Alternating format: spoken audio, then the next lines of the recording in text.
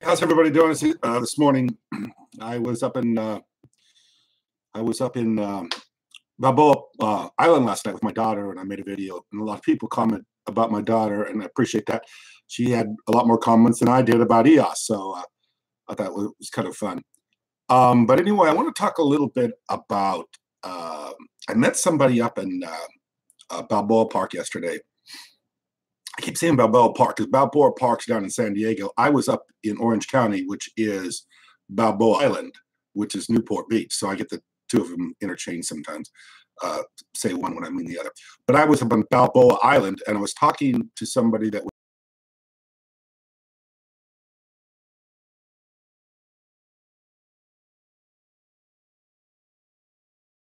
somebody who said, "Oh yeah, I'm a huge fan of EOS." And we got to talking a little bit about EOS, and it was really interesting because we were talking about the dApps that are going to be run on EOS. And he said, well, I want to know how that would work and how it would be different than running a regular application. And of course, I used the Uber example of, well, on Uber, you have Uber in between the person that has a car and the person that needs a ride. And now you can remove Uber from the equation. And so you have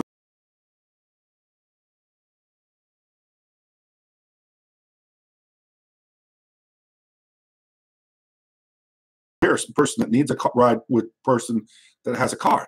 And he was saying, well, in that situation, you put up your information on the blockchain, on EOS, and you could immediately turn on a business for, picking people up and giving them rides.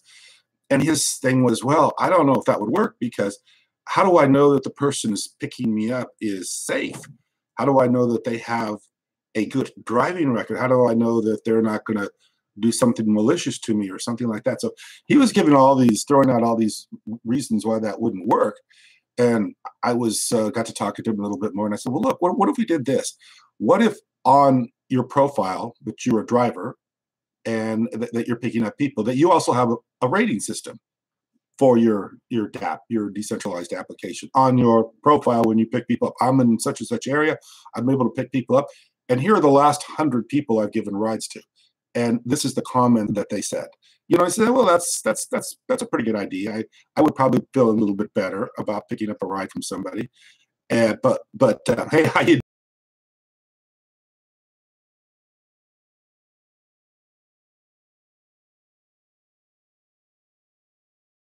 Because I'm just trying it out. So you're the first guy aboard, and I appreciate it. How you doing? So back to my example, I said, well, he said, well, what if we just did some sort of feedback where you could get feedback from everybody that was driving on your profile. Somebody was picking people up. And he said, well, that would be a good idea. I would feel a little bit more comfortable with the rating people to make sure other people had a satisfactory ride with this guy. And then I said, hey, how you doing? Renee Galam. I'm sorry for pronouncing these names wrong. How you doing? From Memphis. All right. I love Memphis. I've only been there once, but I really enjoyed myself down there. A lot of good food down in Memphis. So thank you for showing up. So anyway, we got to talking about this a little bit further, and I said, well, now we got a lot of people showing up. Oh, yeah. How you doing? Yeah, let me get some questions here. Great, thanks. I just started doing live stream too. I'm from London, England. All right, London, England. I was going to do a live stream today with some people from London, England too. Where have you look at? Let me see.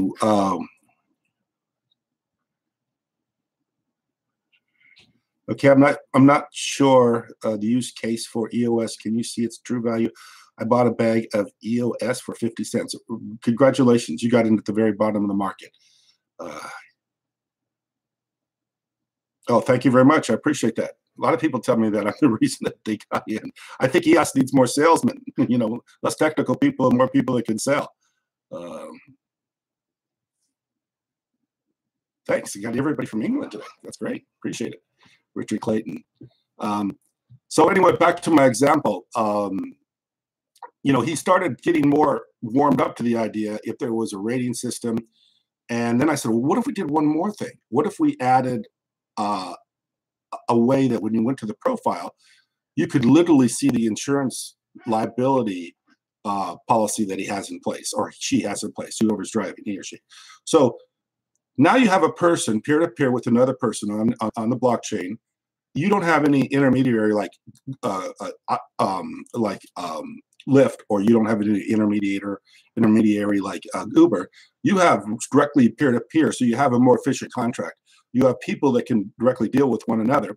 And now, instead of having Uber vet these people, you're able to vet yourself by being able to rate yourself on this tap that you have. Not only that, be able to link to your policies, your insurance policies. So now you're extremely safe. Now when somebody sees that, oh, this person has a review system, they have a lot of people that reviewed them, independent people that you can look and see who they are. And not only that, now that person has a liability insurance policy that I can get on the blockchain and actually review and see that it's an active policy, see that's a policy that has a lot of liability coverage. And now I feel extremely safe with this person. And I've cut out the third party. That's exactly what EOS is doing, and that's exactly why EOS is going to be such a big reason why there's so much more business done peer-to-peer on the internet, instead of having people do business from, between these parties, having third parties involved that take a lot of the money out of the transaction and also make the transaction a lot harder. So, this is what it's coming to, and this is what I see things happening. Oh, nice FaZe Rug hat. All right. So FaZe Rug. A lot of people. I don't know how well those two audiences cross over, because FaZe Rug is my daughter dates FaZe Rug, and he's a big YouTuber. I think he has almost 9 million subscribers. But he has a young audience, but they love the internet, and a lot of them love crypto. A lot of them love Bitcoin and stuff like that. So that's the reason we made mention of FaZe last night, because a lot of the people that he got big on the internet by gaming. So yeah, he's got a real strong audience, and I'm turning them on to EOS. I really am. I'm talking to more and more of them every day. And I talk to FaZe all the time, and he loves EOS. So yeah, there's a lot of activity with the younger guys, younger people that are in gaming. They're all loving EOS too. So anyway, let's oh, thank you very much. My daughter's very beautiful. Reminds me of my daughter. Yeah, thank you. It's very nice of you to say. She is beautiful. That's why I put her on my YouTube channel, because she gets more attention than I do. Okay, let's see what else we got here. You know what? I see people do this all the time. I've never done this before, but when you do a chat, it is hard to keep up with the chats. So especially when you don't see so well on a poor computer screen like I have right now. So yeah, I mean, anyway, just talking to EOS last night up in Balboa Park, talking to a number of people, just makes me realize, how exciting of a deal this is. And I more or less think of EOS as a keeper. A lot of people ask me about all the other cryptos and all the other coins out there that are trading and all the other deals coming up. And I'm not playing the field right now, and I won't play the field because I don't. It's kind of like what Dan Larimer says about EOS. He says that it's hard to get something started. And once you invest your life into this kind of work, you really want a platform that you can do everything from, and you don't see any way of leaving it, because everything you ever want to do is right there. All you have to do is build it. I mean, he said with Steam that it was only basically a social media platform, and he couldn't do all the things that he wanted to do, and that's why he did EOS. He's trying to create something that he could do anything with. So that's why he's with EOS. That's why I'm with EOS, because I think it's a platform you can do anything with. And I'm not looking at others right now. Somebody made mention to Skycoin yesterday, and I took a look at Skycoin a little bit. It takes a Bitcoin to buy into Skycoin, and I was reading a little.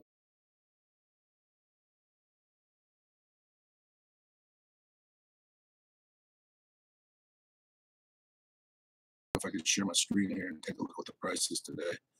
It's $12. It's off 1%, which I think right now a lot of people are very just wanting to see what happens with the main net, see what happens with this stuff. So I don't think any big price appreciations in the next couple of days. until the mainnet launches.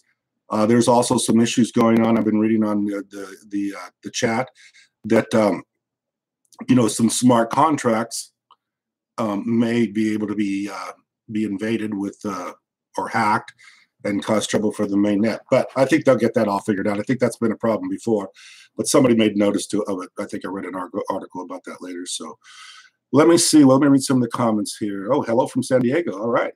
Let's see.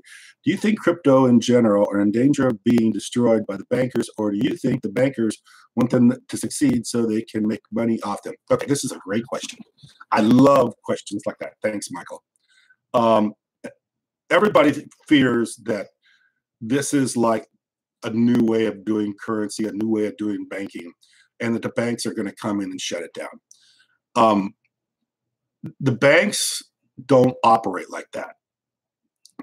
I mean, I've been through the whole conspiracy thing with the banks run everything, and we're just the little pawns, and the banks are controlling the world, and you got a few bankers at the top of the world, and everybody else is just playing along.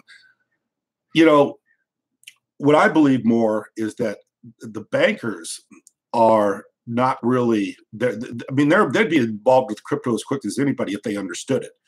I don't think the bankers are anti-crypto, or I don't think they're pro-crypto. I just don't think they're into crypto or they understand crypto. When you really start to understand how this works, and it takes a little bit of energy. I think Dan Larimer said this was really good. He said it's like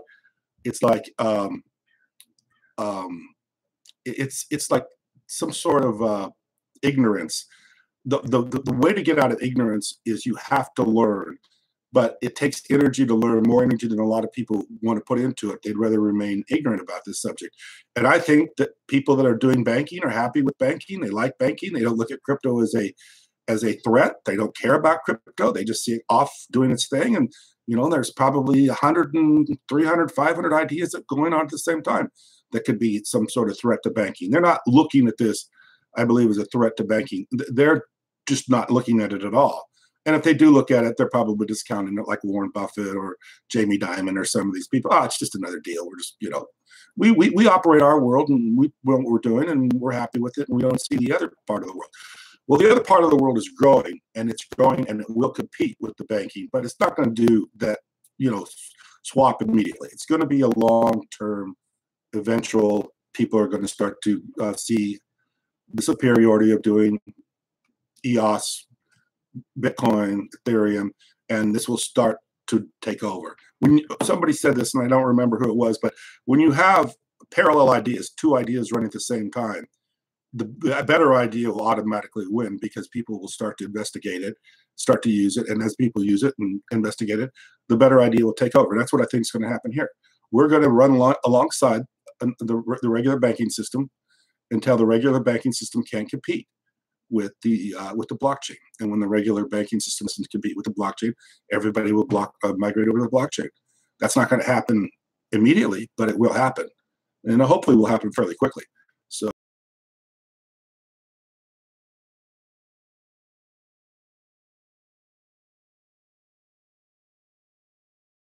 people don't want to watch. People want to know about money, which is something I think is very interesting. Let me see what we got now here. Joe. David Joe, Kent, had a chat on Telegram. My name is John Legend. I'll send you some info about the bank situation in the major German banks. Love to see that. I love banking. Most of the people that are in crypto or in this kind of space, they have an interest in banking. Like I say, I read a book in 1994 by G. Edward Griffin called The Creature from Jekyll Island, all about the Federal Reserve System. I was a stockbroker. I didn't understand quite the way it worked because I'd never learned it, even though I'd taken money and banking classes in college. So when I read that book, I was kind of blown away. And then now, since the internet has taken off and we have all the internet YouTube channels and everybody talks about it, everybody knows what's going on. But yeah, it's fascinating stuff. I'd like to know what's going on in Germany. 2018 bull market starting in 4 days. All right, I agree. Evening kid from Liverpool, England. Yeah, I enjoy your views. Thank you very much. I enjoy talking to people from England. I've talked to quite a few lately. I totally agree that you just see it. They're just not educated on the subject. And most people aren't educated on the subject. In fact, I was talking to a very prominent businessman last night. I don't know if you people, everybody knows the Oculus glass where you put the thing on and the videos are all around you. Um, he lives very close to where my friend who's in Balboa Island lives, and he's a friend of the guy that invented that glass. But and it's really cool. It's the Oculus class. If you ever see it, you put it on, and it's a 360 panoramic view. Anyway, he was talking to these guys, and they were talking about cryptos, and none of them really understood it. I could kind of tell it, and I could kind of tell when I was watching these people about the way they were. But he was talking to somebody, and sometimes talking to him, and they were all talking. None of them, they kind of had a vague idea of Bitcoin. They didn't understand mining. They didn't understand DPoS, proof of stake. They didn't understand any of that, and they don't really understand how the smart contract works. The ability to run a smart contract on a blockchain is really over most people's heads. I don't think very many people get that at all. And then when you take a company like EOS that has a lot of complexity to it, from the fact that they have the proof of stake, and then they have the governance, and then they have block producers, and then they have the actual people that own the platform. There's a lot of complexity here. And I think once people, they have to get into it a little bit. You just don't pick this stuff up overnight. You are going to have to study it for a little bit. So yeah, there's a lot of people that just don't want to invest the time in this yet, because I don't think they know how big this is going to be. Once they understand how big it is, then a lot of more people will start to understand it. Let me see another question here. Do you think we see huge inflow of money from institutional investors will cause prices of the top cryptos like EOS to go ballistic? How quickly do you see this happening? I get asked that all the time. The price is constantly being asked. Personally, my years, and I had my birthday the other day. I'm not a young guy. I've evaluated a lot of companies over the years, looked at a lot of stuff. I was heavily involved in the stock market till the end of actually I got out at the tech bubble. When the tech bubble, I was playing the tech stocks back in the early 2000s. And when that blew up, and luckily I got right before it did blow up, I sold pretty much at a break even. But I was evaluating all those companies back in the tech days. And before that, all the way back into the 1980s.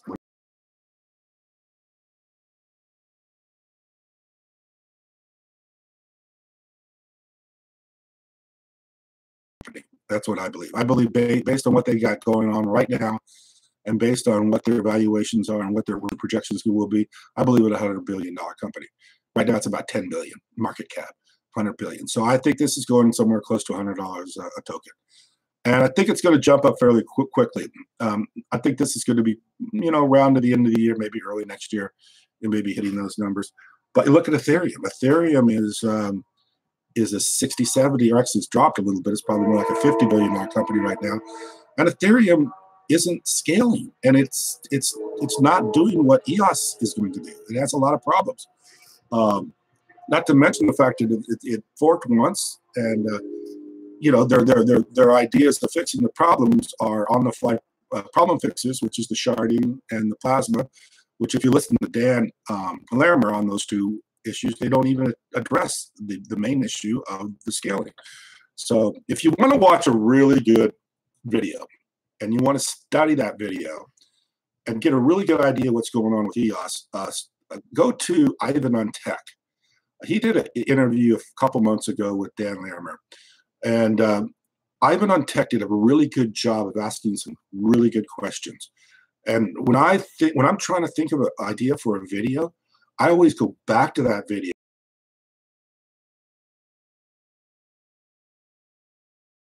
Out some pretty good stuff. Ivan was asking him stuff, and then he was elaborating a little bit more, and he was going into the depth of the company and how it worked and all this other stuff. And he was also being very careful, because what's going on with EOS right now is they are separate from Block One, and they are individual. The community owns EOS. Block One is an individual, separate, open source software company, and there's a division there.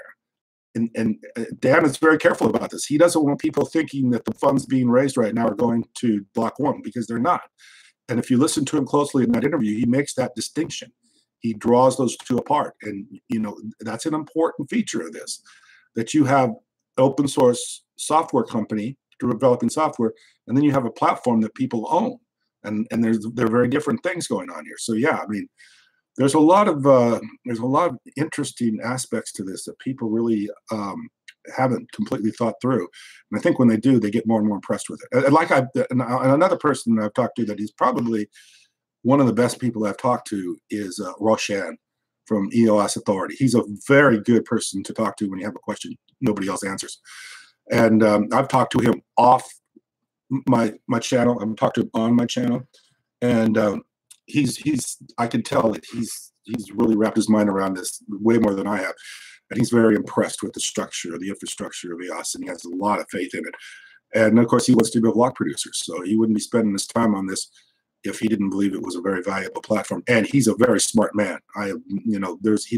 He's very brilliant. So anyway, he's a great guy, and he really loves EOS too. Okay, let me see what I agree with Ken. I'm glad EOS ICO happened over a year as it gained time to learn about project. I'm an ex-broker like you. Oh, great. Futures and options. Oh man, I was playing the futures and the options a long time ago. Made some, lost some. That's kind of the way it goes with futures and options. Yeah, I mean, I think the ICO going over a year was a really great idea. It made a real diverse community. It gave a lot of people the dollar cost average in. It gave this a lot of time for people to let it sink in. And yeah, it wasn't, not to mention the fact that it keeps it out of the hands of a few people, which is always a problem. Always a problem when you have the insiders that gobble up so much of, we used to call it when you do the initial public offerings, the new issue stock. So the way it worked when I was a broker was that you needed to raise money to bring a deal to the exchange, to the market, which was the pink sheets at the time, the over-the-counter market.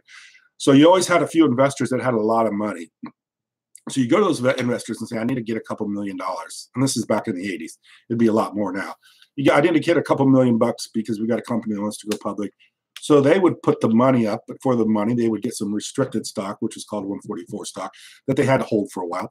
But they also got some free trading new issue, and they get a bulk of the free trading new issue. So as soon as the company started trading, the very first day, these guys were selling stock, and they had a lot of stock. So if you were a new person coming in trying to buy in, you were buying in when everybody else was selling, which was very difficult to get it.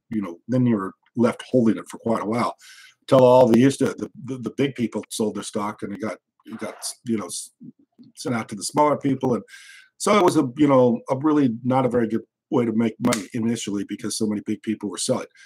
And in the case of EOS, what they've done, I believe, is they've got a lot of different people holding on to this, which makes it a very, very strong deal, very strong hands.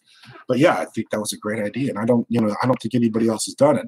The only other company I've ever do that was the Dutch auction with Google, which worked out pretty well for them too. So whenever you put stock in a lot of people's hands, just like an airdrop, I talked about that last night. You airdrop all these tokens on all the people that own the EOS token.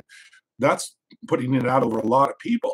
And so, not everybody's going to sell. Some people are going to hold, some people are going to buy, and that creates an incredible market by just giving something away. So, yeah. Okay, let's see what else we got here. Paul in Las Vegas. I learned something new and interesting. Thank you. I watch your program. Keep us educated. Best 10 minutes a day. Get by EOS. Get to focus on my EE. Thank you. I appreciate those comments. Yeah, I mean, I really enjoy this. What I really enjoy is I enjoy this. I enjoy the interactivity with people. You're rocking the Phase. Yeah. Phase is a very funny guy. He's a very funny guy. He's made his fortune, and he has made a fortune, believe me, on the internet by doing YouTube videos, basically prank videos. And he's just a funny guy. He's a really funny guy. And I've done a couple of videos with Phase. If you go back and go through his videos, my wife and I are in a couple of videos with him, and of course we talk to him all the time. And then my daughter makes a lot of videos with him. He's a great guy. Brian, I got my EOS on Binance. Is there an EOS wallet to store after June 2nd so that to receive the airdrops? That's a good question. I heard Dan Larimer talk about this with the airdrops. Everybody loves airdrops. Oh my gosh, you can't even. How many people ask me about airdrops? Airdrops. Everybody loves the airdrop because it's a great idea. But everybody is concerned about getting the airdrops.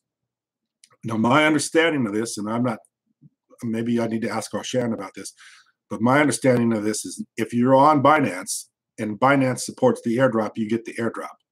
If you're on Binance and they don't support the airdrop, you don't get the airdrop. So it all depends on that, where you have that wallet at, if it's on Binance or not. I have a feeling that everybody's going to get the airdrops.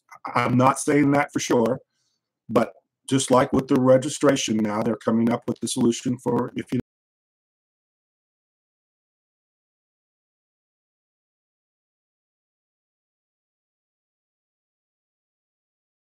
doesn't want people to lose their money. He wants everybody to have their money. So I don't think there will be a way for you to lose your airdrops. You will get your airdrops. If you own the token, you will get your airdrops.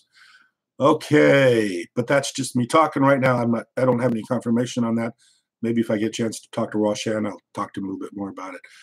Let's see what else we got here. He said, I think Exodus is supporting the airdrops. Oh yeah, maybe they are. If anybody has that, just put it on the chat.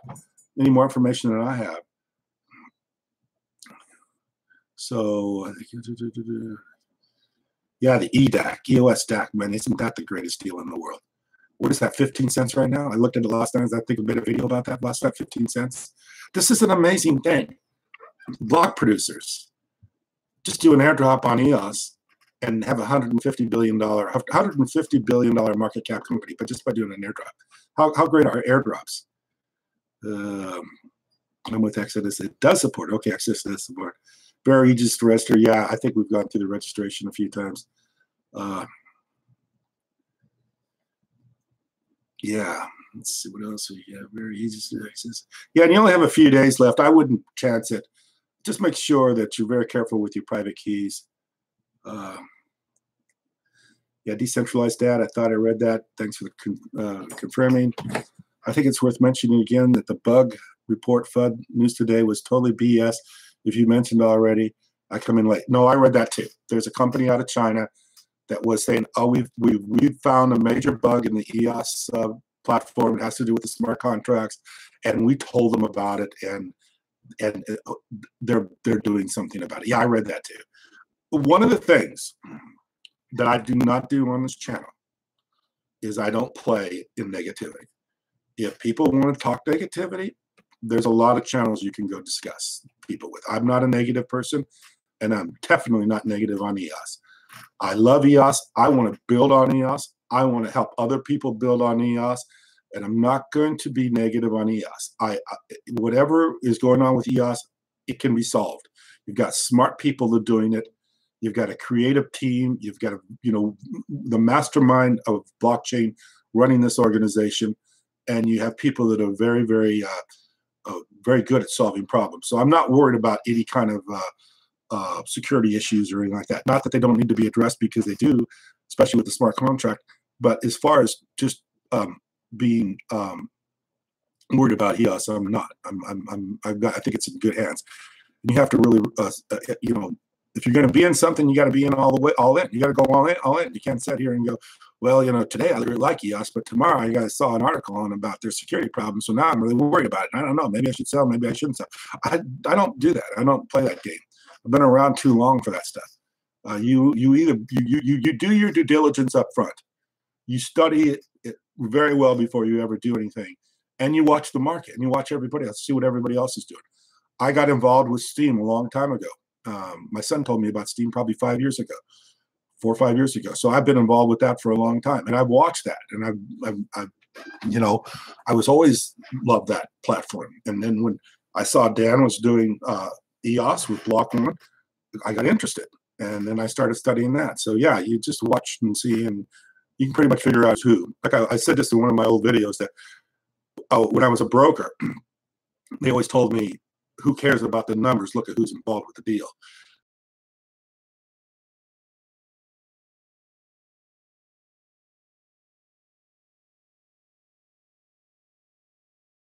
Whatever it takes, he will figure this out. He's a smart guy.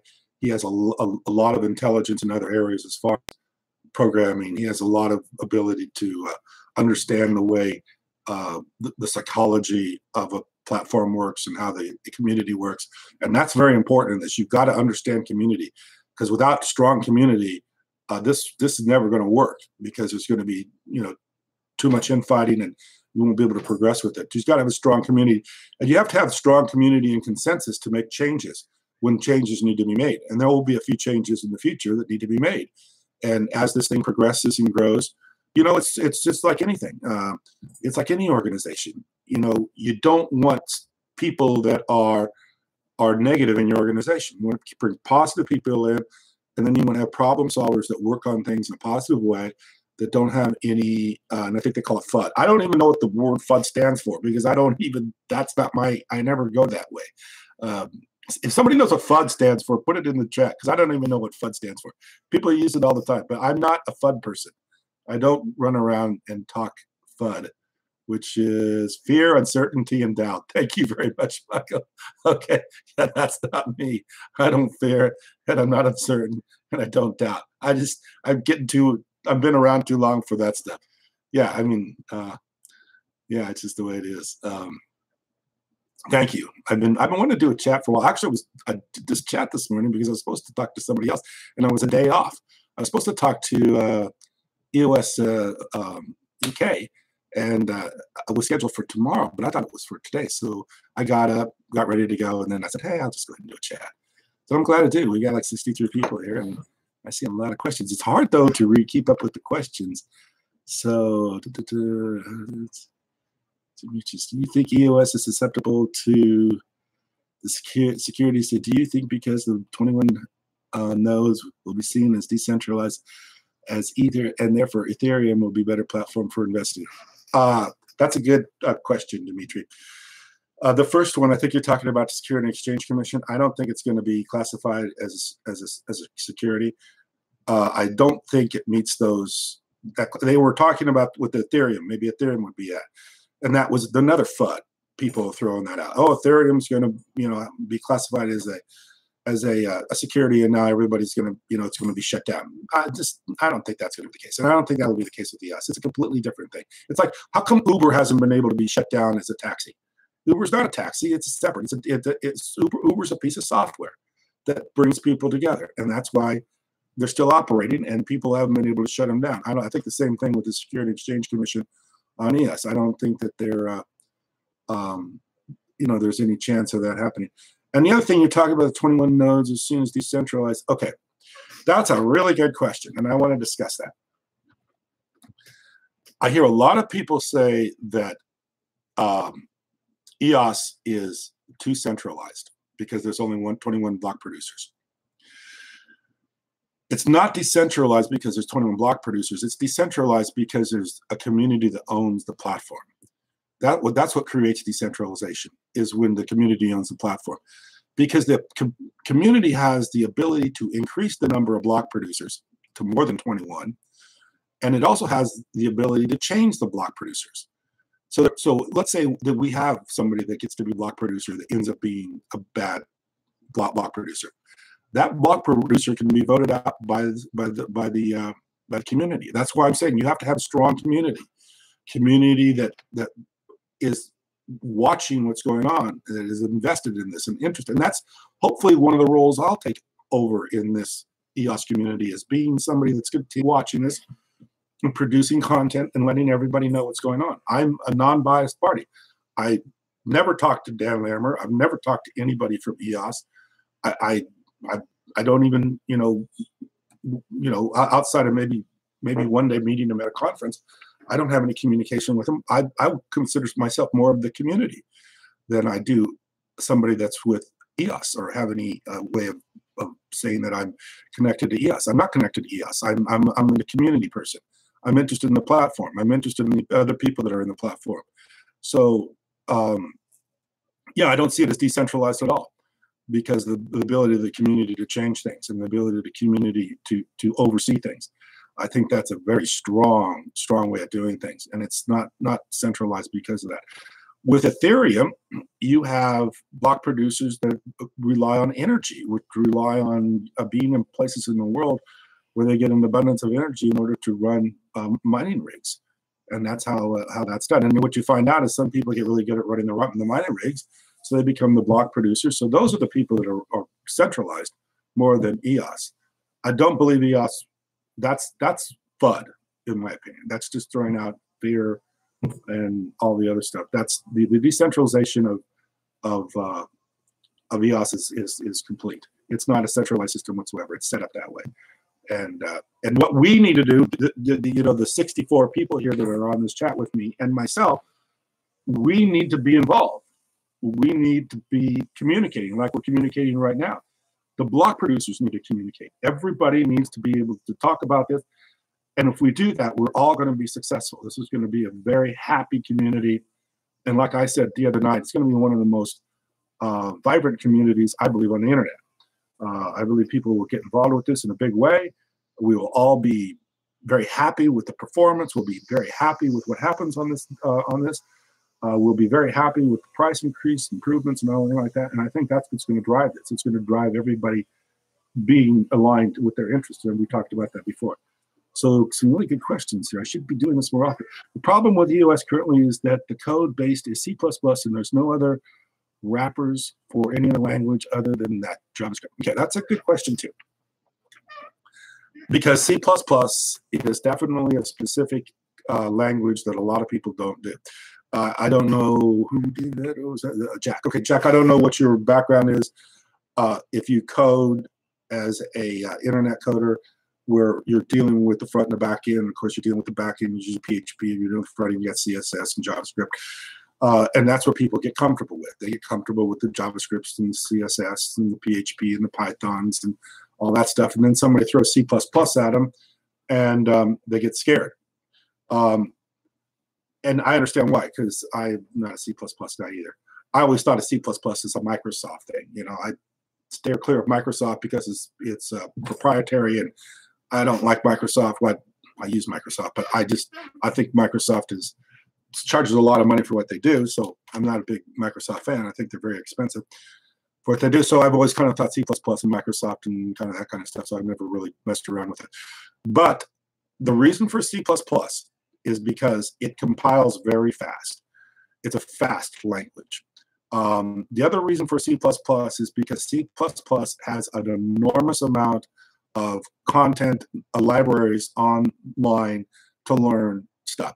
So when you're coding, you don't need to go back and rewrite all the code.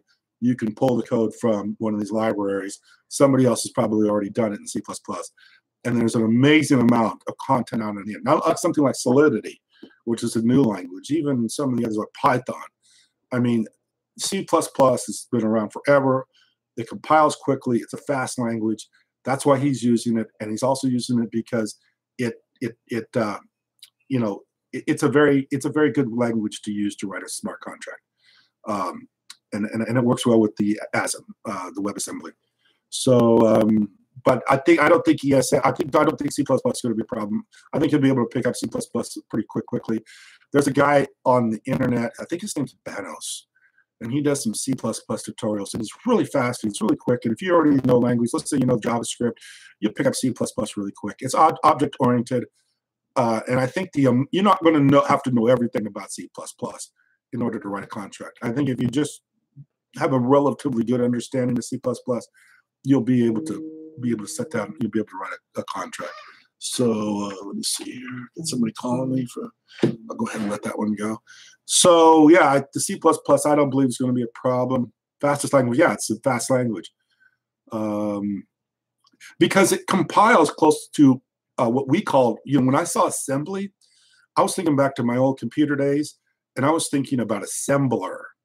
Assembler is machine language. That gets us the closest to, basically being able to, that's thousands of lines of code to do anything. And then when I went assembly, I thought, no assembly. And I was getting those two confused. But yeah, assembly is a compiler that takes whatever language you write it and makes it so it's native code. It takes it back to native code for the machine. And I think C++ is the best for that kind of an environment. So My only concern, this is Dario, my only concern with EOS is the security proficiency of the block producers. I think, and I've been talking to a lot of the block producers, I think what we're finding out with the block producers is they're all talking to each other.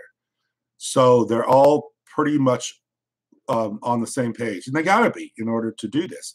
So I think that the security issues will be, when you have 21 block producers, and you actually have more than that because you have everybody, you got thousands of people running nodes, you got all the validators too.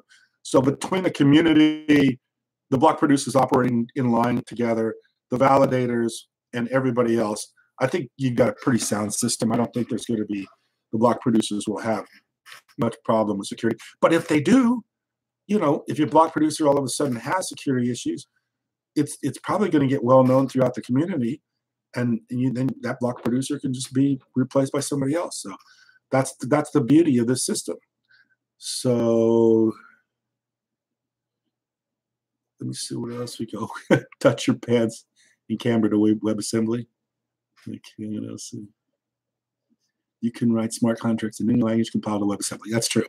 So you can write JavaScript and it compiles. But I think I talked to Roshan about that. We're writing in because obviously most people are going to write in JavaScript. JavaScript is a common language for writing applications on the internet. Okay.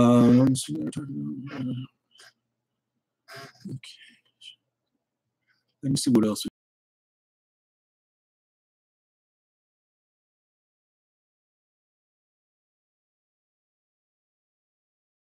Yeah, I hope that happens. Yeah, I'm confident. I'm really confident. I'm probably more confident than I should be, but I'm completely confident that this is going to be a 100 billion, 200 billion. Okay. The reason I'm confident is because past history. You always have to look at past history to see what's going to happen. And I think the history shows that EOS is easily a $100 billion company. I wouldn't say that because I'm putting it on video. Not that my reputation is anything spectacular, but I'm putting it on video, and I'm saying that's what's going to happen. And if I end up saying that's going to happen and it ends up being not even close to being that, I'm going to look like a fool. Not that anybody cares, but I'm going to look like a total fool. And I don't, I wouldn't really likes looking like a fool. So I believe it's going to happen. Just like I believed a few weeks ago it was going to $20 when it did go to $20. But I think you're definitely going to see some big price improvements. Nobody knows exactly. I don't have. That's why I did the video one night with Esmeralda in the background with the crystal ball. Nobody knows exactly where this is going. It's impossible to know. Nobody can completely predict the future.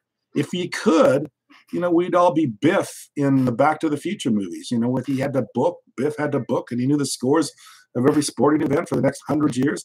And then he ends up building himself great casinos and being Biff and having all this money because he knew the outcomes before that. Nobody has that. Nobody knows that. Nobody's that good. Nobody can absolutely predict the price EOS is going to be in a year. But I can guarantee you one thing. I think EOS is going to do very well. If it's going to be a $100 billion company, $200 billion company, or even bigger than that, we don't know. But I do believe the potential is there for it to grow a lot. And when I see what Ethereum's done, and I've studied Ethereum, I've owned Ethereum, I bought the coin, I've even built on Ethereum. And I got tired of buying the Ether like everybody else. So I'm very familiar with Ethereum and Ether. And like I kind of sometimes people think I get on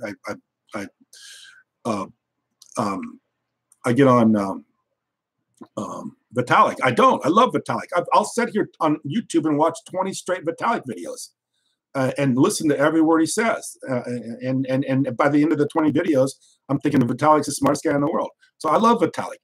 I just think that Vitalik is a little bit too stuck on the proof of work concept, and he's not going to be able to get over that. It's just a little bit too much of a purist. So, yeah, I think, and especially at this level, EOS at this level, I think is a really bargain, a super bargain. $10 billion company for a company that's literally able to put decentralized application on the internet at incredible speeds, and that's another thing that I don't know how well everybody understands this, but the parallel blocks running together and the intercommunication between the blocks. That's going to make the speed really, really, really, really take off. And when that starts to happen, I think you're going to see the blockchain going very smoothly. Right now, we don't have a smooth blockchain. There's no blockchain out there that's running smoothly. I sold some Ethereum one day.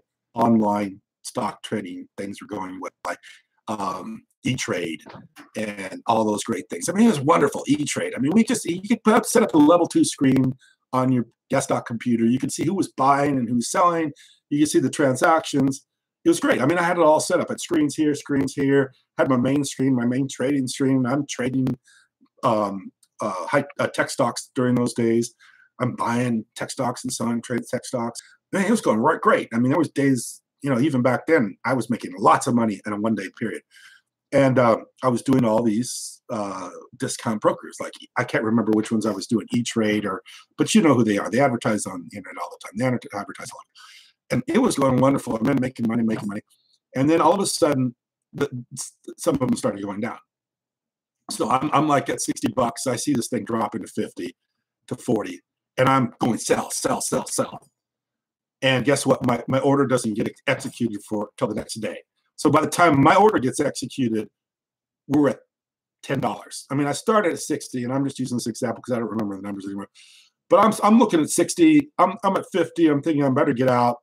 I'm trying to execute the sell order at 60, and I'm on my computer back in the day, my 28K modem, and I'm on my computer and I'm trying to execute the order. They don't receive the order for a few hours. All this time, man, everybody's selling. So the people with the faster connections, the people that are closer to the floor, people that are closer to the market makers, they're getting out. I'm not getting out.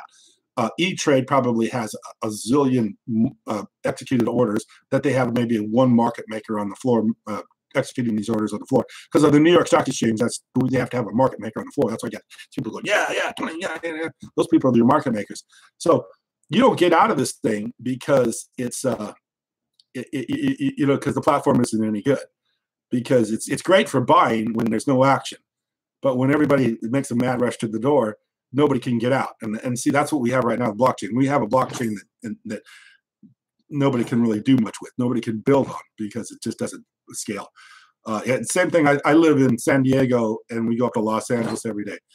I'm thinking to myself, you go up to LA and you have some sort of catastrophe up there, some sort of earthquake or something like that, you ain't getting out. It's already congested on a great day. On a bad day, you're not getting out. You're just not going to get it out of LA. You're stuck in LA.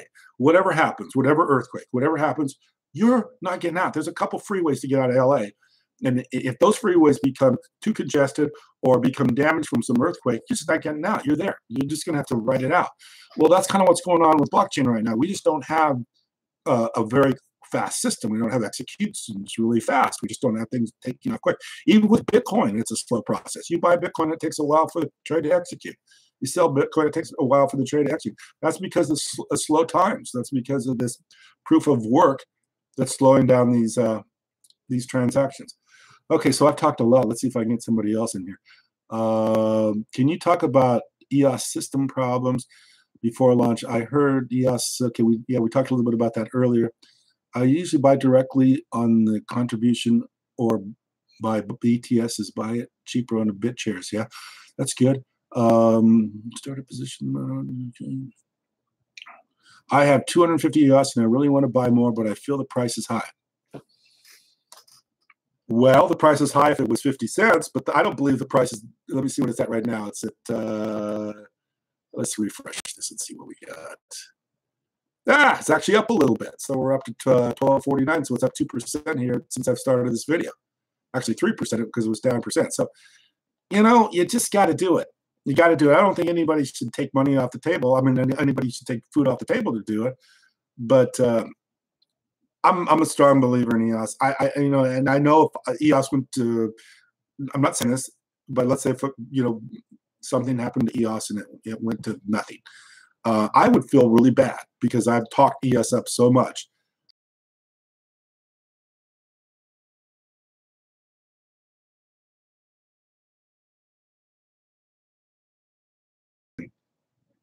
$10. That's my opinion. take it for whatever it's worth. Like I say, I sleep well at night, and I talk EOS up every day. In fact, I'm talking $100 EOS. I'm talking $100 billion company. I'm talking a party in San Diego when which is $100 a token. You know, all these things. That's what I'm talking. So I'm very, very, very excited about EOS, and I'm community. I'm community. I'm a community guy. I want to be involved with the community. In fact, if you start going to the you know, to the meetups and stuff, you probably see me there, because that's going to be my next part of my life, is probably supporting EOS by being a developer, helping other people develop, and by going to the meetups and meeting people that I'm seeing on my chat. There's 76 people in the chat. So yeah, your video is driving the price. I hope it does. I want the video. I mean, I got to tell you another story. I got a lot of stockbroker stories because I was a stockbroker for a long time. We have a company one time, fabulous company, wonderful, wonderful, wonderful, wonderful company.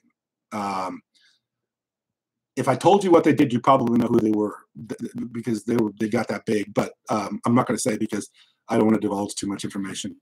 But anyway, company was a very technical company. It had a very technical product, and everybody involved with it was very technical. They get up and they talk about, just almost like talking about somebody who gets up and shows you lines of code and says, this is how you program a smart contract in C++. That's the way all these guys were. But we were having what we call due diligences, where the brokers would show up, and you know, the brokers, the sales guys. You know, I'm a sales guy. You got to give me something to sell. I can't get up and sell a bunch of technical stuff, because nobody's going to listen. I'm not going to get up and talk code all day long, because nobody's going to listen, because most people can't code and they don't understand code. You got to give them something more than that. So this company was doing really, really good, because they had one guy that was a great salesman, and he could get out. He's the Tony Robbins of the group. Everybody else was like, you know, I don't know what you call him. You know, somebody that's very boring, or somebody that wasn't very animated. But they had one guy on the group that was, he's Tony Robbins. Gets up, and you get through listening to this guy, and you just couldn't buy enough. By the time this guy talked this deal up, you were like, oh my gosh, I got to get more. This is the greatest thing in the world. And I won't tell you what they were selling, because you will know who they were if I told you. But anyway, the guy, and this has been a number of years ago, but anyway, the guy that was the Tony Robbins of the deal gets killed on the golf course. He's out one day golfing on a golf course back in Colorado, and gets struck by lightning and gets killed. Even though nothing changed with the company, you know, all the technical things were sound, all the guys that knew how to do all the good, you know, background work, and all the, you know, they were still going. They were going at 100 miles an hour. Everything was, but because the sales guy died, basically the deal went away. It did get sold to somebody else. That's why I don't want to talk about it, because it got sold off a couple of places and everything. It became something else. But the sales guys what drives this, man. You got to get somebody out there that gets excited about this stuff. You got to get somebody out there that really wants to talk it up. You know, everybody could sit there and say, well, I don't know what's going to happen with it. Could go down, it could go up. You know, it's scary. I mean, it is the crypto market, you know, and this is high risk. You know, you can do that stuff all day long. Or you can dig into this thing and start getting excited about it, because you see all the potential. You know, like I just said earlier in this, when I was talking about this, you got the real ability to put your profile up on the internet, and a real ability to do an Uber without Uber, and then have all the protections of having your liability coverage and all your ratings and everything like that, so people feel comfortable taking a ride with you. But you don't have to give Uber 30%.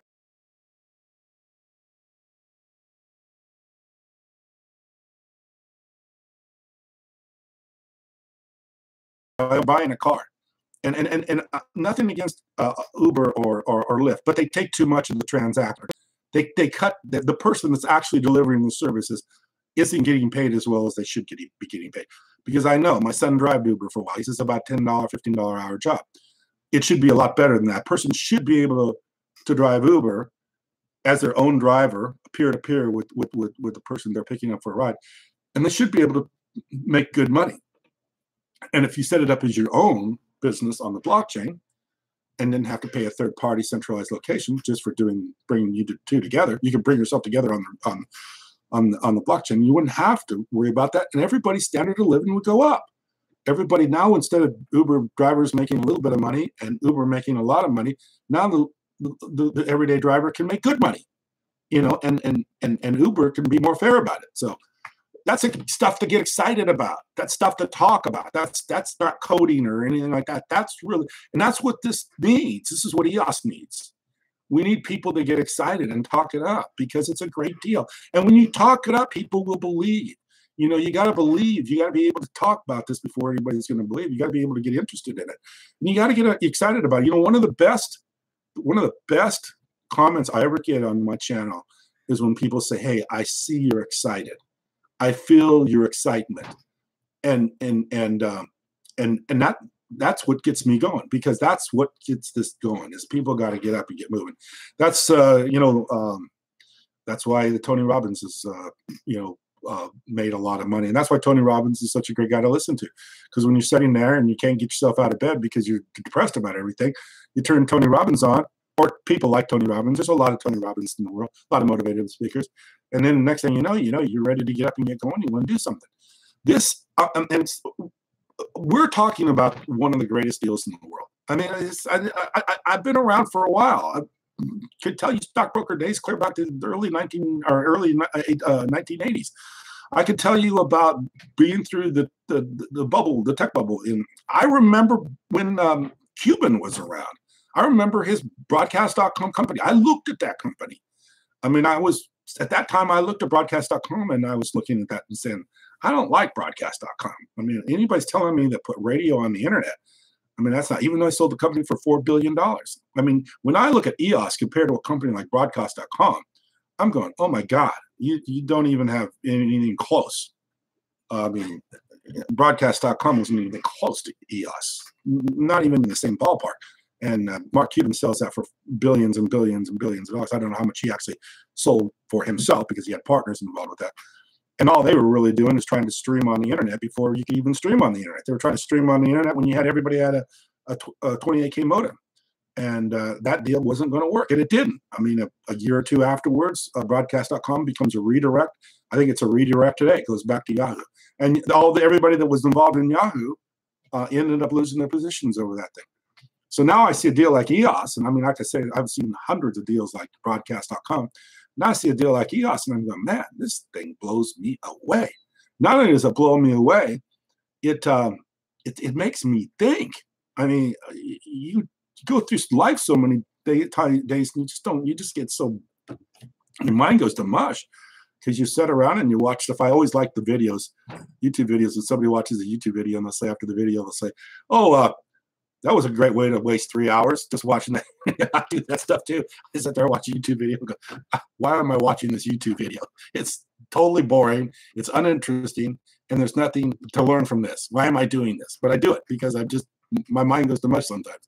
But then I start thinking EOS, and I start thinking all the fun things with EOS, and gosh, all of the parallel chains and the computing power and being a kind of a world computer and all the stuff you can run on this stuff. And it's like then my mind starts working and I start getting the blood pumping and it gets exciting and I'm all after it. So yeah, this is great times, a great deal.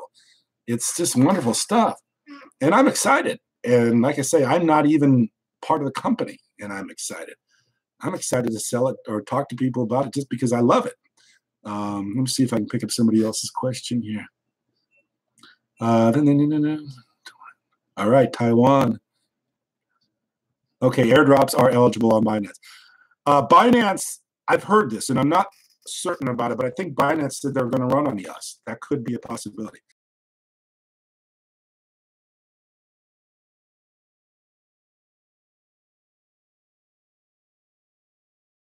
Companies was one of the fastest growing companies ever. I think they went to like a $200 million market cap just like 6 months. It was crazy. There will be more airdrops. Believe me, there will be more airdrops. And airdrops are fantastic. Think about that. Just own the token and get an airdrop. Own EOS and you get a free token. I mean, it's like I'm going to go out and buy IBM and I'm going to get a free share of Apple, or I'm going to go buy IBM. That would be a good example because Apple too big. But let's say I'm going to buy IBM And when I buy IBM, I also get this other smaller tech company that's just starting out. So you get, and you get those all day long. It's like, this would be great. So, so let's see. I think I found another question here.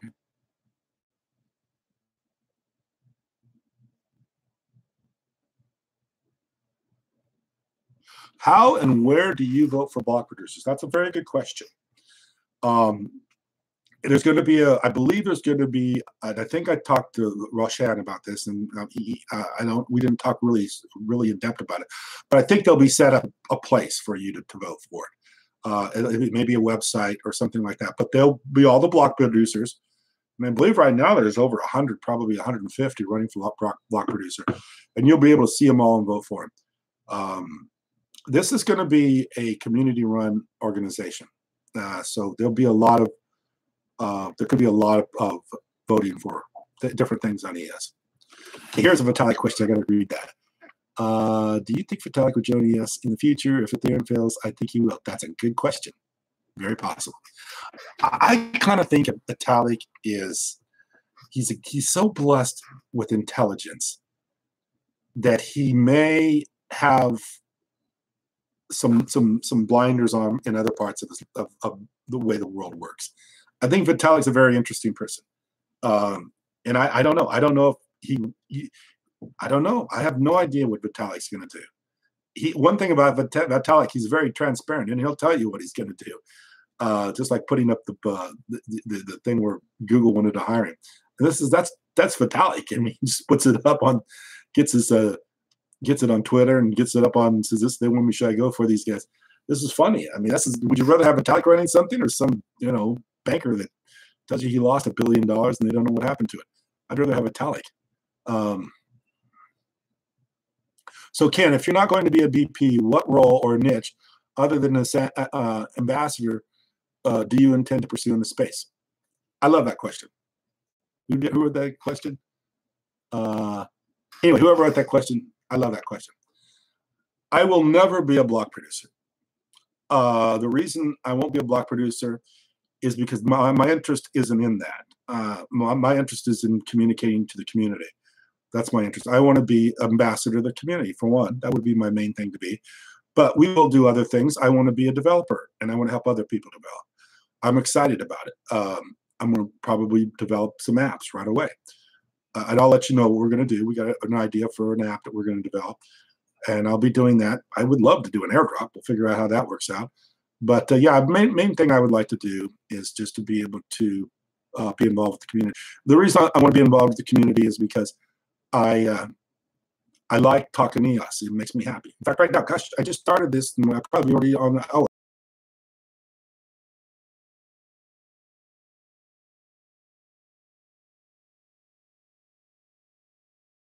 Because I like this stuff. I could probably be here the rest of the day.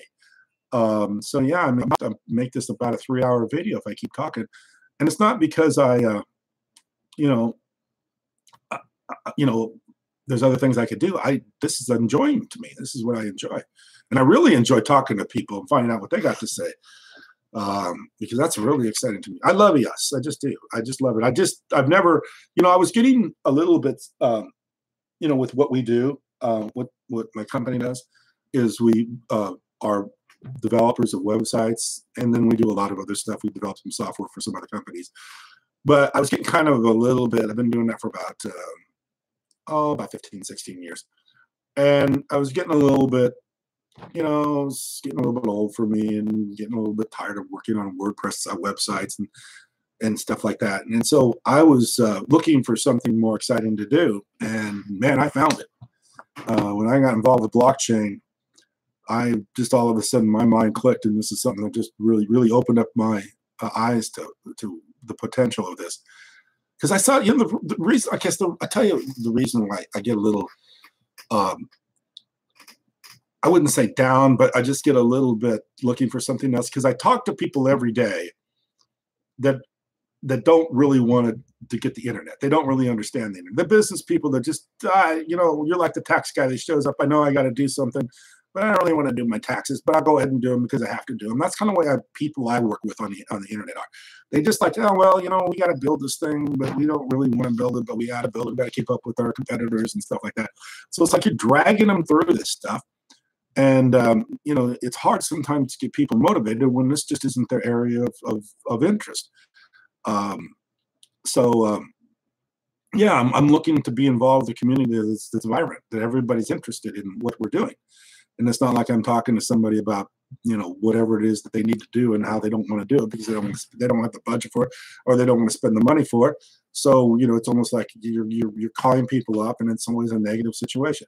And I was looking, not that I need to do it, but I have a company that's got to be maintained, and I have customers that need to be taken care of. And a lot of times the only person who can take care of those customers are me. If I put it off on somebody else,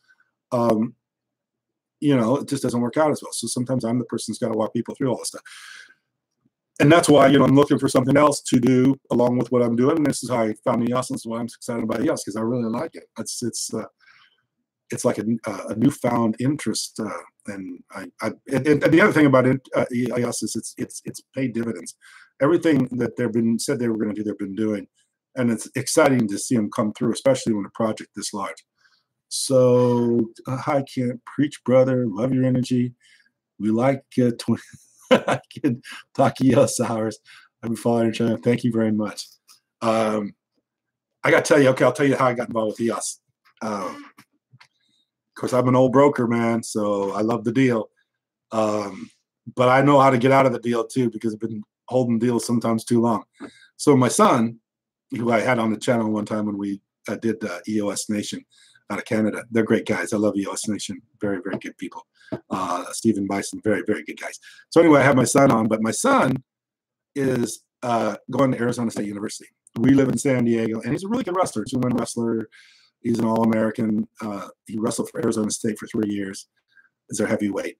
But he's at Arizona State University, and he's studying business, and he gets involved with the blockchain, not because he gets involved with blockchain because he studied it in school, because they didn't. They don't know anything about the blockchain and stuff. He gets involved with blockchain because he likes appreciation. He likes to invest and likes to make a good return. And so he got involved with Bitcoin a long time ago. I think it's 2012 when he got involved with Bitcoin. So he keeps telling me about Bitcoin and all the digital currencies. And at that time, man, I'm tired. I don't want to hear Bitcoin. I don't want to hear anything. I'm like everybody else in the world right now. I'm just like, I'm glad you found it. It sounds like a kind of a novel idea. It'll be around for a while, and then it'll go away. So, make your money, and then don't forget to get out. Don't feel bad if you make a profit. Just sell or get out. So he's involved with this for a while. And actually, while he's a college student, he's driving Uber to make money to put into Bitcoin, Uber and Lyft. So he's putting away a little bit of money, and it got to a pretty fair sum of money, a sum of money that I thought was, hey, you've done well. I'm really proud of you, son. And I said, it's time to sell. I'm your dad. You need to listen to me. Got some world perspective on you. You got to get rid of that Bitcoin because it's going to fall apart. And I didn't understand, knew nothing about it. So I keep talking to him, and he doesn't sell his Bitcoin. And it's kind of getting to a point like in the mornings, when I see him, I say, "Have you sold that Bitcoin yet?" "No, I'm still holding on, Dad." And then the next morning, "Well, have you sold that Bitcoin yet?" No, Dad, I'm still holding on." I said, "Chase, you got to sell that Bitcoin, man. You can't keep riding this thing. It's gonna fall apart. It's gonna fall. That's all I know about Bitcoin. I don't know proof of work. I don't know proof of stake. I don't know anything. I'm completely ignorant to the Bitcoin thing. All I know is, what I hear about people laughing about it, or, Warren Buffett and his ignorant remarks about it or something like that. That's about all I know about Bitcoin. But he keeps hanging on. And all of a sudden, he makes a little bit of money, and then he makes a little bit of more money, and then he makes a little bit more money. And then I start saying, well, what's going on here? This is doing really well. Better than I could ever imagine that it could ever do. Way more than I could ever imagine it was going to do. So then the more money he starts making with this thing, the more I'm starting to say, hey, there may be something on here I'm missing. I better get involved. So then, I have a programming background. I'm not a great programmer, but I can certainly code. And so I start looking at this stuff from a programming angle. And start looking at Satoshi Nakamoto, what the hell's name is. I never could get his last name right. And I start realizing the double spending problem, you know, in computer world. You could take a copy and take a copy and take a copy and take a copy. But with money, you can't do that. Money, you have to be able to control how it's spent or how it's reproduced on the internet. Because, you know, I started thinking about, you know, sending money over the internet and how that works, because I have people that I work with over the internet. It's hard to get money to them, especially when they're in another country. So I started really researching it and thinking about it and doing it and everything like that. And he really got me interested in Bitcoin. And I really took off with Bitcoin. I really love Bitcoin. I wasn't doing YouTube channels on it, but I was really studying it very hard. So then a little bit later on, and then Ethereum comes out. And I start getting into Ethereum and studying Ethereum. And but I'm starting to see the speed, the scalability wasn't there. And I tried to build. We were actually thinking about doing ICO on Ethereum. And we had actually gone through most of the process of doing the ICO. We pulled back at the last minute and didn't do it. And one of the reasons was the gas costs and the advertising and all the stuff like I was talking about last night. So then my son says, and at the same time I was on Steam, so I was really I wasn't really that active on Steam, but I was always reading stuff on Steam, and I love Steam. And then they had DTube, and I started putting a few videos on DTube, and I started getting a little bit interested in that. So I just kept going with this thing, and then my son started getting me more involved with EOS, and of course I knew Dan Larimer, I knew Steam, I knew BitShares, I knew all that stuff. So then I started looking at EOS really hard, and then it's been, you know, almost probably not quite a year for me to really do everything I've done. And then what really got me involved with the internet as far as EOS is concerned is I made a video probably about 4 months ago when EOS went down to about $5, and I was watching the price real close. And I was running around, and I said, I think this is going higher. And so I made a video. Mega is a little bit below $4, $4 or $5, and I made a video about this is the time to be buying EOS. And the video got quite a few views. So then at that point, I said, wow, I need to start getting on the internet and talking about EOS. And then the more I made the videos, the more I had to study EOS just to get prepared for the videos. The more I started talking to people, and then that's what got this whole thing rolling. So now today, it's like it's really been a lot of fun for me, and I've really enjoyed it. In fact, the best part of my day is when I go out and I make a video about EOS. That's the best part of my day. So let's see if I can find another question after my long story there. There will be other chains. I think there are also, you know, somebody told me the other day about Skycoin. There's going to be other blockchains, just like there are other search engines with Google. I mean, Google isn't the only search engine. You still got Yahoo and you got Bing and these other search engines. But Google's the dominant search engine. And I think EOS will be the dominant blockchain. Okay, let's see what else we got. Can't we all have to go through their accept to face this new paradigm, especially after decades develop their system? You know, that's a great comment, Blair. I love that. Yeah, I had to deprogram myself. That's funny, man. I love those kind of comments. Yeah, I've been so brainwashed. I don't know how to deal with that one. Like, what if everybody just says they're not going to do Ethereum anymore? You got to get a little bit deeper into it before you can start asking some good questions. So yeah, I mean, it's just you are brainwashed by the system. You really are. Okay, let's take another one. You got some good questions here. Yeah. People talk about cartels. I don't know where that comes from, because it's 20 block producers and they all have a lot of interest. And, you know, I don't know that the block producers are going to get rich doing this. I think the block producers are just like me. They have a love for the system. They have a love for the platform. And they want to learn it. I mean, the only thing I could say is, I mean, in college,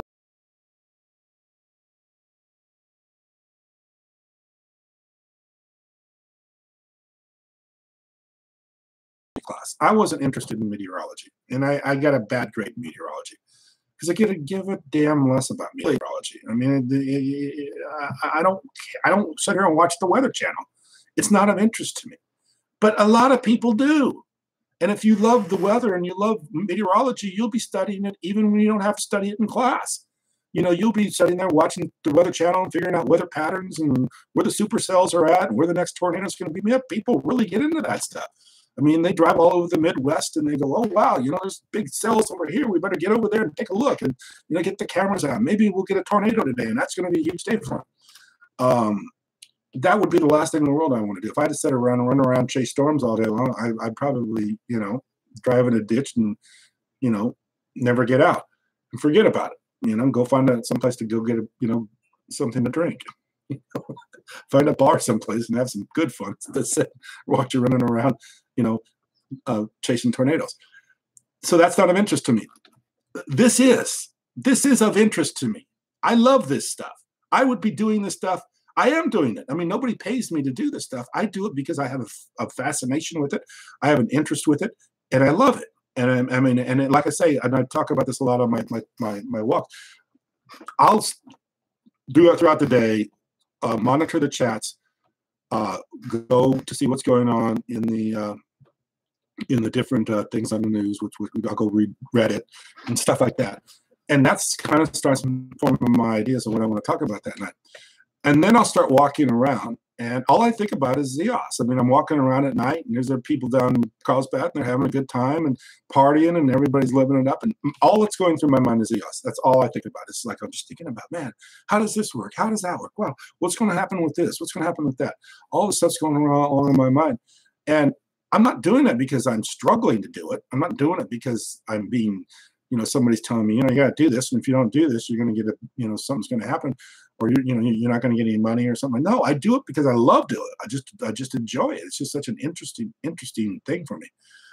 So yeah, this is exciting stuff for me, and I would never need to be paid to do this. I would, even if ES wasn't going up, and there was no way to make money at this, I'd probably still be studying it, because just the whole technology and the whole blockchain industry is just super fascinating to me, because I just see it running the internet in the future. And if there's one passion I have in life, it's the internet. I'm not a car guy. I'm not, I'm not a guy that likes to collect toys. I love the internet. I hope my last day on life is online. I love it. I'm an internet guy. So I want to talk a little bit about Brock Pierce. Brock Pierce ruined EOS for me, but I haven't sold. Okay, let's talk about Brock Pierce for a second. Brock Pierce is an energetic person. Brock Pierce, out of my mind, was one of the best at EOS for selling. He was the guy I was talking about a little bit ago that got killed on the golf course for the company that I was working with. The sales guy, the guy that was pushing the deal, the guy that was going out and making the deal interesting, the guy that was making the people want to listen. And not the technical, boring computer coding guys that were hard to follow and couldn't understand. They were way over everybody's head. I mean, they're talking about nodes and, everything is just, it's over 95, 98.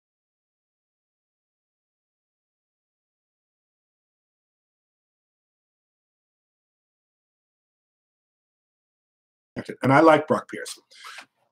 He got hit by the guy on HBO. The Oliver guy nailed him and said he was a space cowboy or something like that. And I think that was unfortunate. I mean, I don't know anything about Brock Pierce's past. I don't know if he's, got any other issues going on or not. I don't know. But I thought he was a great talk spokesman for EOS. And I'd like to meet him someday, because he's one of the people that got me excited. It was Brock Pierce. Brock Pierce is the guy that really motivated me to talk. So yeah, I mean, I don't know what's going on with Brock Pierce. I feel bad that he's everybody's like dogging on Brock Pierce because of something, and I haven't even it's like the FUD thing, fear, whatever it is, and blah blah blah. I don't even like to keep what it means in my mind because I don't even want to go there. But I don't try to pick people apart, and we all have something that we're probably not proud of, but I don't think Brock Pierce hurts this. I think, in fact, if anything, I think Brock Pierce brought a lot of good people in, and I would consider myself being brought in by Brock Pierce.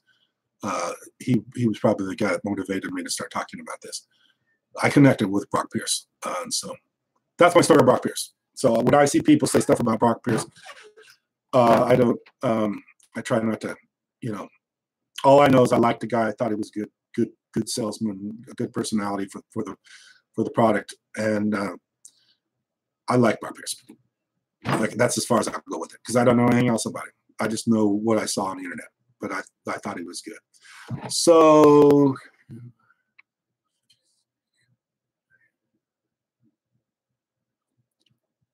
oh yeah, good question. Let's keep going. Yeah, part of a pedophile ring. That's what everybody says. I don't know. I don't know. I mean, if he is, that's not good. I certainly would not support that part of his life. That's for sure. And I don't know. I don't know what his background. I don't know if he's pedophile. I don't know if he ever got in trouble for it.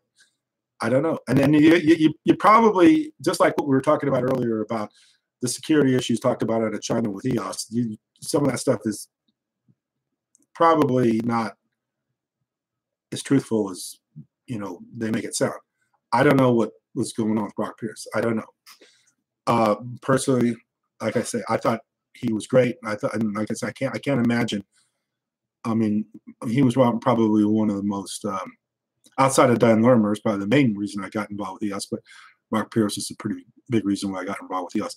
And Brock Pierce actually said some stuff that really stuck in my brain. And I've talked about it in my previous videos. I've used some of Brock Pierce's stuff. Yes, big companies like Amazon, Apple, etc. Yeah, you bet. Yeah, I really think that they will adopt blockchain. I think blockchain will be the platform of the internet. I just do.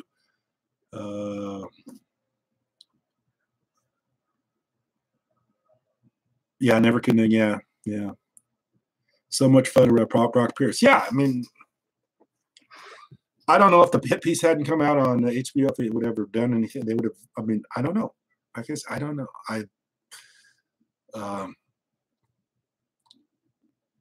It was, and I don't know if that was the only reason that Brock Pierce stepped down or not. I don't even know if Brock Pierce had to step down. I don't know if they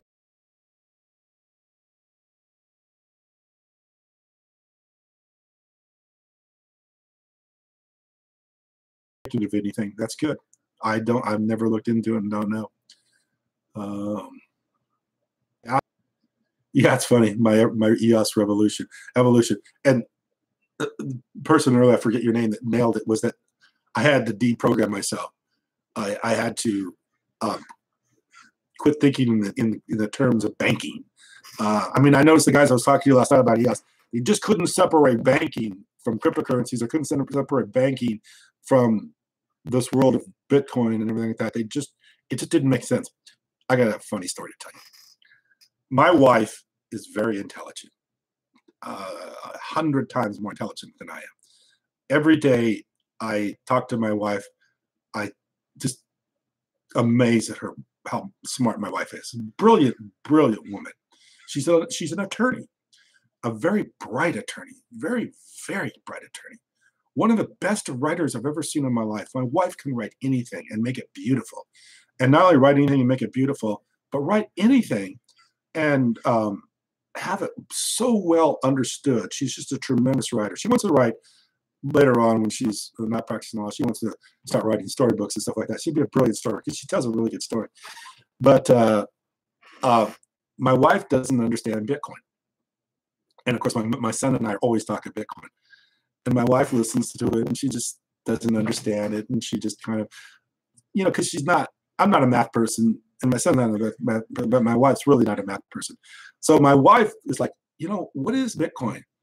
And I'm trying to explain proof of work and proof of stake and all this stuff. And she goes, every time you guys talk about Bitcoin, this is what I think Bitcoin is. I think Bitcoin is just like a big machine, and it starts making a lot of noise, and the steam starts coming out, and it starts making shaking and everything like that. And all of a sudden, the next thing you know, out jumps a Bitcoin at the other end. that's like my wife's idea of Bitcoin. It's just a big machine that rattles and shakes and just spits out a Bitcoin with the other hand. So, and she's a very intelligent person. That's why I'd say that.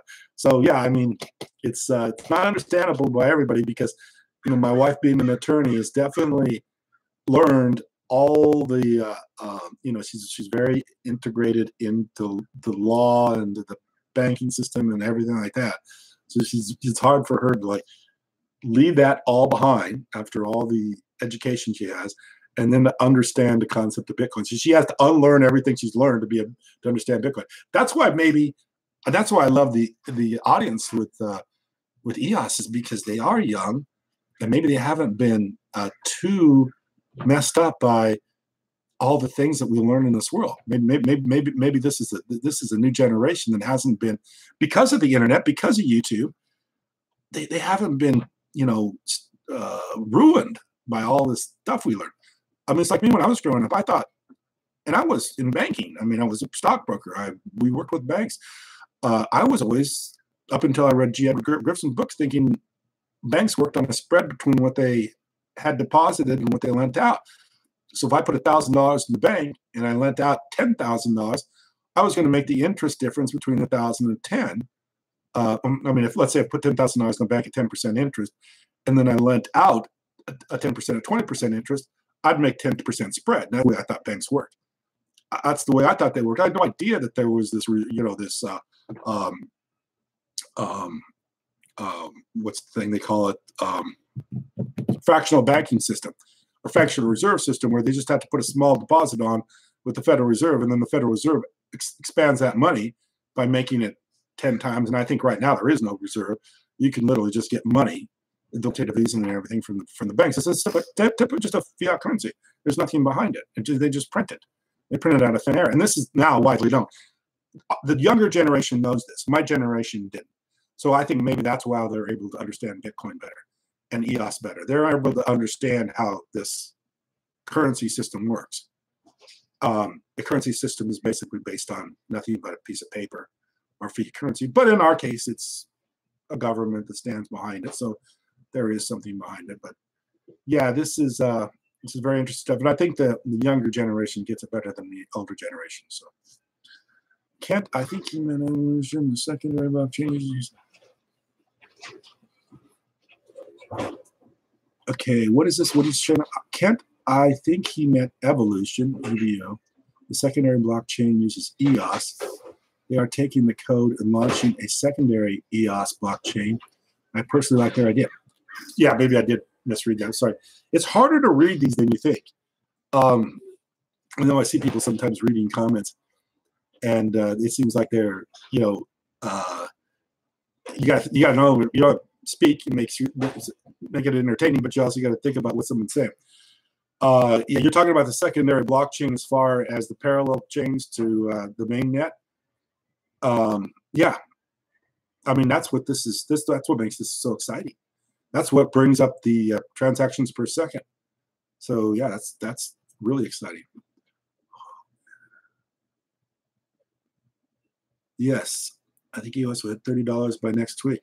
I hope so. 1,000 EOS. Yeah, I very, very, very possible. I think we could see EOS off the charts. I have a lot of hope and a lot of you know, just a lot of feelings of EOS's prosperity. Like I say, it's not EOS so much; it's the community. I'm a person who likes to see everybody succeed. I'm a person who likes to see everybody do well. I hate when people struggle. I just hate it. I don't like to see people struggle. I want to see everybody prospers.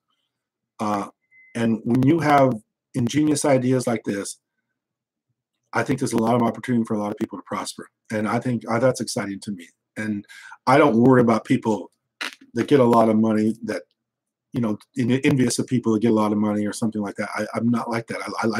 What I like to do is see people that continue to take money to make money for other people to make money, not in the trickle-down government effect where governments give people money and then they're supposed to let it trickle down to other people. I'm not that kind of person. I'm a person that likes to see people like Dan Larimer take his God-given skill and God-given talents and use it to build something like EOS to improve other people's lives. That's what I like. That's what I'm interested in. I'm interested in everybody doing well. If I had one wish in the world, it would be nobody would ever struggle financially again. And nobody would ever have to worry about money, and nobody would ever have to worry about where they live and what they have to eat or anything like that. I hate that. It just so rips at me for seeing people that are struggling. And I don't like to see it. I don't like to see anybody struggle. I want to see everybody do very, very well. Yeah, $1,000 would be nice. Keep dreaming. Well, I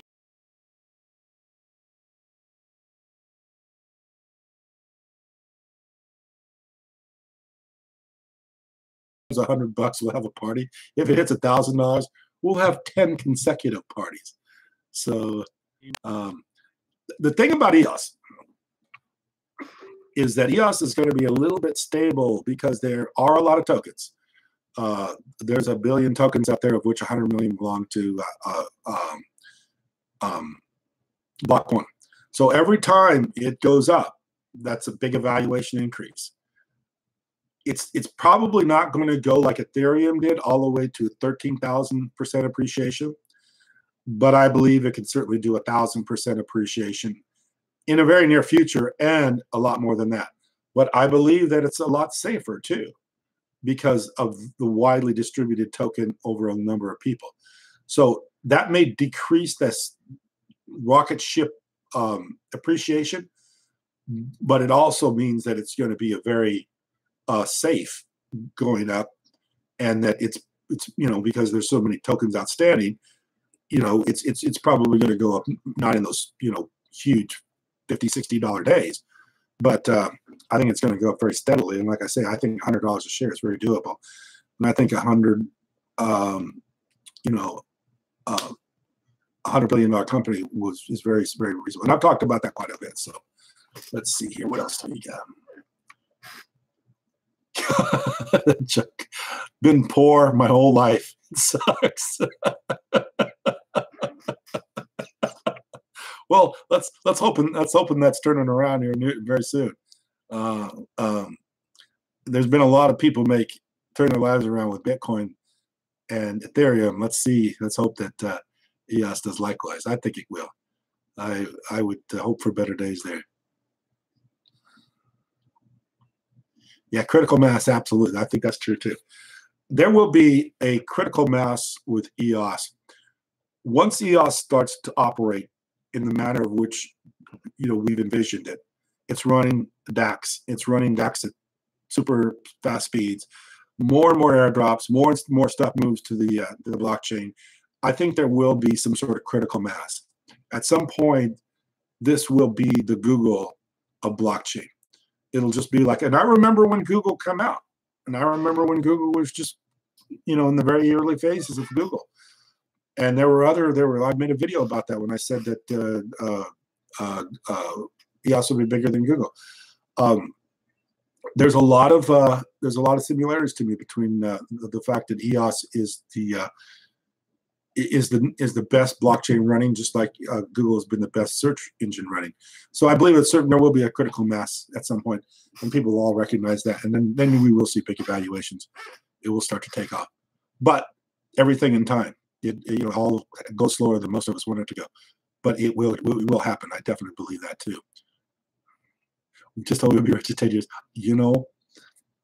I've seen people do it. I saw people do this back in the early days of Berkshire Hathaway.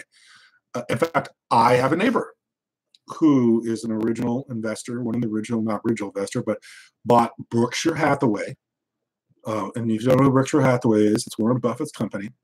He bought it back in the 80s, and he's retired on Berkshire Hathaway stock. So it's like, I don't like Berkshire Hathaway. I don't like Warren Buffett because he's negative towards Bitcoin, and he's negative towards technology. So every time I talk to my neighbor, I have to be real careful because I can't talk negatively about Warren.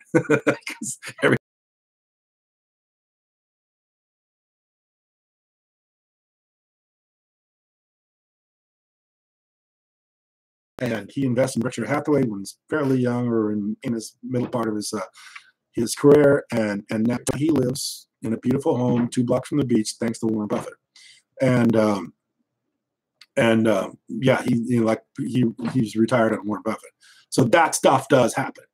You can pick stocks and people, and you can retire on him. And this guy, I've never asked him exactly how much he put in, but he didn't put a lot in. But you know, when you're getting 25% appreciations every year over 30, 40 years, you don't have to put a lot in to make that kind of money. And he's such. We live in San Diego. We actually live in Carlsbad.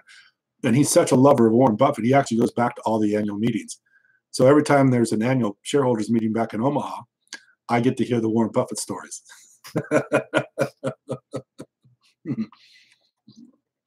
So, good old Warren.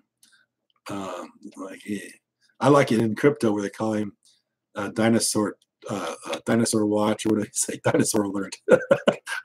whenever he starts banging or dogging on Bitcoin or some crypto, he starts going on. And it's really funny to listen to him talk about it, because you can understand he does not know anything about Bitcoin. He doesn't understand. I don't even think the guy uses email. I think I've heard that Warren Buffett doesn't even use email. And it's like my son says, he doesn't have to know email, Dad. He's got billions of dollars. You know, that's not a negative for Warren. He can sit there and read his newspaper all day long. He doesn't need to learn anything. He doesn't need to learn the internet. He's already made his dollars. So anyway, enough about Warren Buffett. How about EDOC tokens? Do you think they'll be worth a lot? That's a great question. EOS DAC. I think EOS DAC pretty sharp people for doing the airdrop and everything. You know, obviously they got a lot of money, so they're going to be able to put up some. They're going to be able to put up a pretty nice operation. So yeah, I think the EDOC could be worth some money. EOS DAC could be worth some money. I wouldn't be selling them. A lot of people have, but I wouldn't be selling them. I think that's they've got a really good thing going. And I want to talk about block producers a little bit, because the block producers that I've been in contact with have all been really good people, and I haven't seen any or talked to any of them yet that I wouldn't vote for. So if I've mentioned to them or had them on my channel, I think they're wonderful, make great block producers. Okay. Okay, inflation rate plummets tomorrow. Everything changing. Interesting.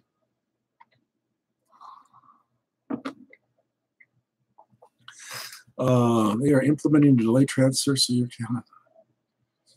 Okay. Well, yeah, I've heard that before. They sold all your EDAC for EOS DAC for your EOS. Yeah. Yeah. Might not be a bad idea.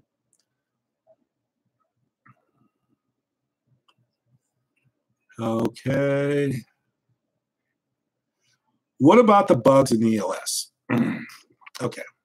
Let's talk about that for a second, because that's been a lot, and you're always going to have that run up to any software release. Everybody's going to talk about there's bugs.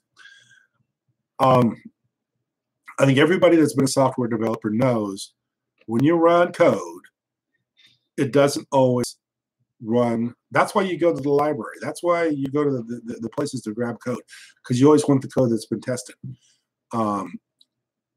Do I think they're going to? I think Dan Larimer has spent the last part of the last 6 months to a year doing nothing but debugging and making sure the code runs without any issues. And if I pick up one thing from Dan Larimer, and I've never talked to Dan, but I think that he's a very big on security, because when I watch the chats, and I listen to whenever Dan jumps in, he's always talking security. He's always talking about making sure, you know, that, and they are even offering the bounty. So if you know of a security problem with the code or with the mainnet, you can get on the EOS developers chat and on Telegram, and you know, you talk to Dan about this, you can get a bounty for finding a security breach or some sort of security issue. So and then they also have their hackathons where people are able to go out and get paid. I think they have millions of dollars on the line for people that can come in and figure out if there's a part of the code that isn't that can be breached or something like that. So yeah, I mean, I think that could be an issue, but I don't think it will be, because I think they're doing everything they can, the precautions. I don't think we're looking at Mount Docs, that's for sure. And I think Mount Docs, wasn't that due because of a smart contract? I can't remember if there was something within Mount. Oh, that was a Mount Docs was the exchange that got hacked. Yeah, so yeah. Hold on, my wife on the thing. You gotta talk to her real quick. Hello. Okay, I'm doing a chat right now on the internet, so as soon as I get off, we'll do it. Okay, bye. Okay, sorry about the interruption. My wife is telling me I didn't put the trash out today, so I might have to end this pretty quick. And we're at almost an hour and 41 minutes anyway, so I probably should be wrapping this up pretty quick. 2 hours is a little too long for this kind of format, but I haven't had a chance to hardly read any of these comments. And, it's been a lot of good comments. Same date, yeah, Mainnet, okay, yeah. It was a way for the Chinese people to promote themselves. The bug was not FUD, was fixed Chinese. 10K per bug. Yeah, 10K per bug. That's what I saw in the chats too. You make sure they're in registered wallets. Yep. And see, this is what I love about everybody that's on chat with EOS. Everybody knows their stuff. Everybody knows their stuff. This has got to be one of the most intelligent group of people I've ever contacted with. Like I said earlier, in my business of developing businesses online, building internet websites and stuff like that, I don't get this kind of high-level energy and high-level thinking that people have. Everybody's just like, they're very low energy and they just don't think very well. So that's what I love about this community. It's a very smart, sharp community. Everybody's really sharp. Everybody's really smart. They make great comments.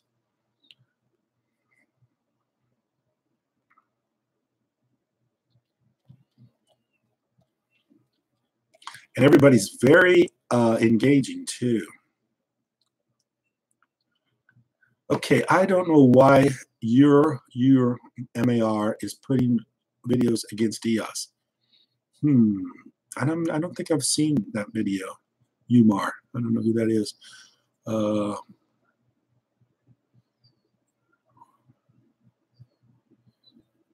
Okay.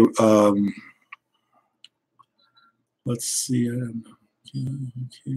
Oh, I've heard about Bix before. Actually, I've heard about Bix before from, and I don't remember his name. I watch all the YouTube channels. All the YouTubers that do EOS, I watch. And somebody showed me Bix from one of the other channels I watch. Oh, EOS is, let's see what EOS is doing right now. Yeah, it's up a little bit over less than 1%. Yeah, Bix is, yeah, I watched a few of, yeah, Clay, there's the guy I was thinking about. There's Clay Albright. Yeah, Clay was the one that told me about Bix. Yeah, I love Clay. Have you ever noticed Clay? It's so funny because you're watching Clay, and Clay's driving a vehicle. But if you watch Clay closely, you realize he's driving a driverless vehicle, a vehicle that he doesn't have to steer. So if you watch the videos, he's never put his hands on the steering wheel. He's always talking. So the vehicle's driving itself. And if you've ever driven something like that, it's a fascinating thing. It's an amazing thing. The only luxury I will give myself, if EOS does very well, is I will buy myself a brand new Tesla. I love the Tesla. It's the most amazing car in the world.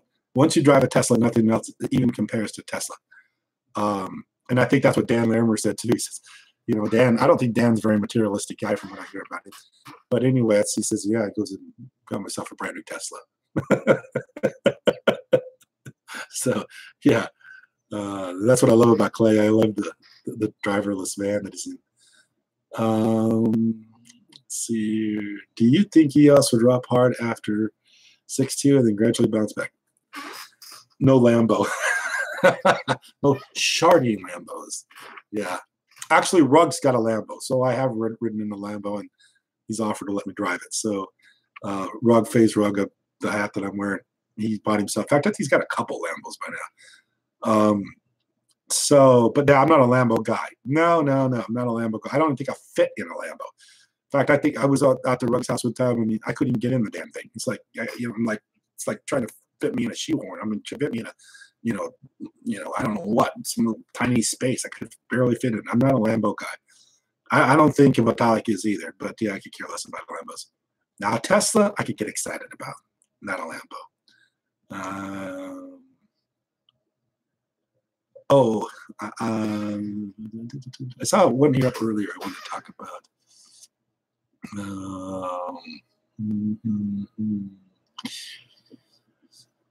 Do you have any ideas how much I love myself? No, I really don't. But so let's see if I can find something here, because I'm getting close to an hour and 50 minutes, and I got to take out the trash, according to my wife. So we want to make sure we get that done. And I don't know. It's I'm in San Diego, Carlsbad. It's on Pacific Standard Time. It's 12:44. So we're getting late in the afternoon. Getting not late in the afternoon, but we're getting on in the afternoon. So looks like we've about covered everything. If I haven't gotten your question, I'm sorry about that. I'll try to do these fairly regularly. I don't know if I'll do them in the mornings or what I do them, but I did it today and it worked out really well. I got right now I got almost 80 people involved, and it's been bouncing around between 70 and 80 people. So there's enough people to interact here with. I'd be happy to do it pretty regularly. Have some fun with this stuff. And I mean, if you can't have some fun with this, what good is it? I mean, and that's why I love the humor, and that's why I love the comments, because gosh, the comments are hilarious. When I read some of these videos and I think I can read the comments, I mean, it just makes me laugh all day long. Some of the comments people make, they're just very.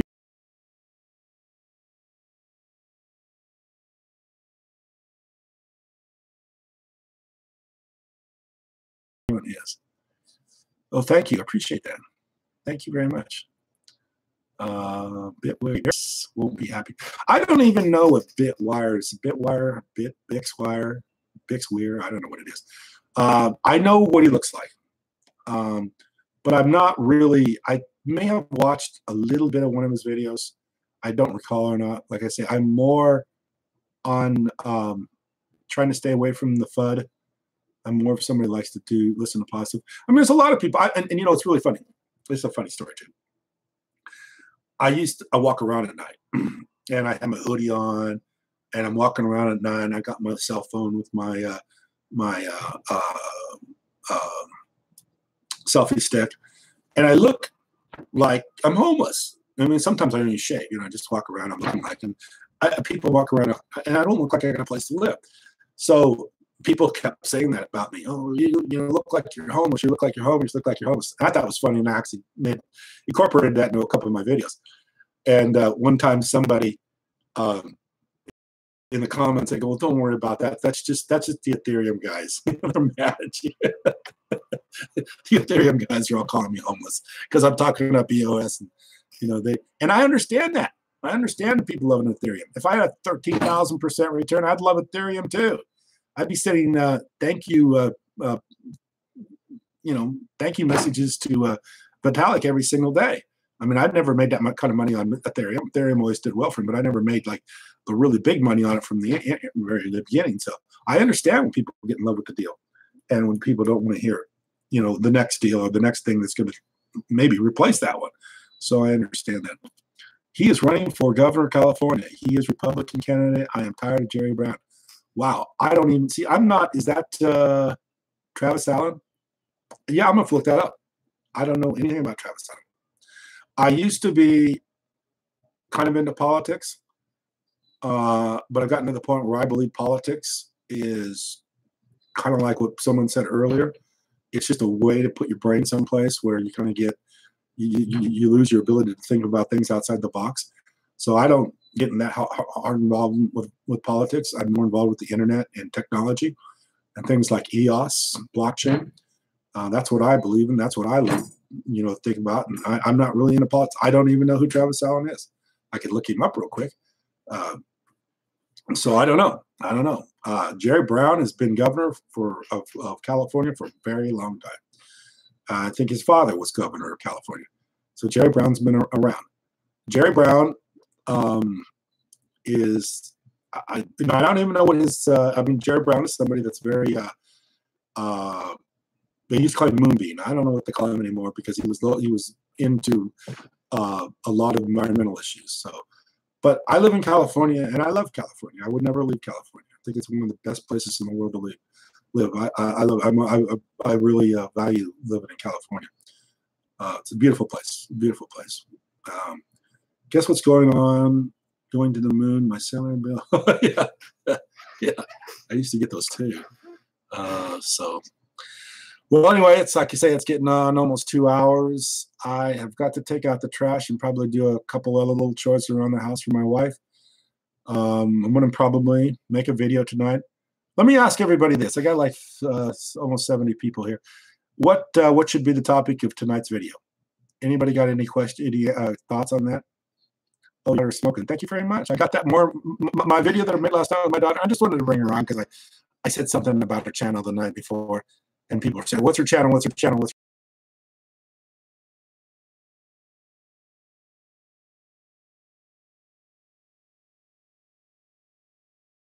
her channel? I got a lot of people that told me how much she was, how much they liked her. And I thank you for those comments because I'm really proud of her. She's a very nice girl. And she's a great YouTuber. She loves YouTube. She's a wonderful YouTuber. So anyway, anybody got any idea about what the video should be tonight? Make a post now, and let's see if we can come up with an idea for tonight. Let me think if I can come up with one. Just thinking here right now. I was going to make a video about being all in on EOS. I kind of like videos with titles that grab people, like the Wall Street one and stuff like that. That's a good one about long-term of EOS. That's a great one. See, that's why I asked the question, because I've already got a really good answer. Thanks, Oscar. About long-term EOS. That's a good one. Yeah, I'd like to see that one. I'll sit down and see if I can come up with something about the long-term of EOS, because you don't know where you're going unless you've got a good plan. I think they got a great plan, and I think more people should talk about it. So yeah, thank you. I enjoyed this. I thought I'd be on for about 10 minutes. I ended up being on for almost 2 hours. Larry, that's exactly what I was going to do, is all in on EOS. Yeah. Yeah. Tonight for one small topic, will EOS holding on Binance receive any airdrops? I have 100% of my EOS there, and it's quite a bit. That's a good question. I don't really know the absolute answer to that, because they keep coming up with ways to modify the code so that people get to register after this June 2nd date, and for people to get the airdrops. I will tell you this: whatever EOS does, it'll be very fair to the community. EOS, Dan Larimer is a software developer. He creates software, open source software. That's what he does. So whatever Dan does, it's going to be in the best interest of the community, because Dan wants the community to have success with this. So I'm sure whatever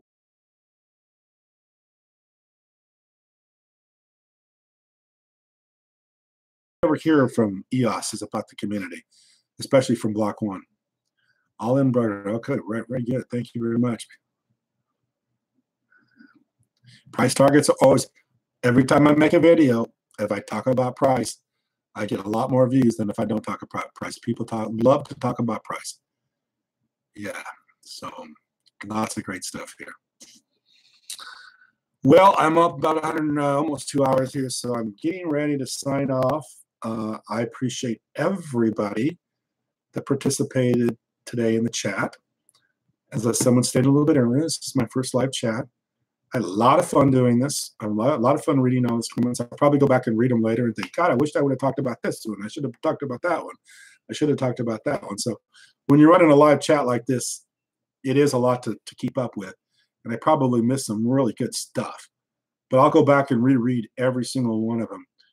And if there's something here, in fact, maybe there's a topic here in the chat that I've had that people can, I can come up with a topic for tonight. And we'll talk about it. So we'll see what we can come up with. And like I said, I'll probably keep on doing this because this is a lot of fun. Great way to have a good 2 hours spent is doing a chat like this. So as always, you can always reach me on 11 o'clock at night Pacific Standard Time. The video usually gets shot about midnight.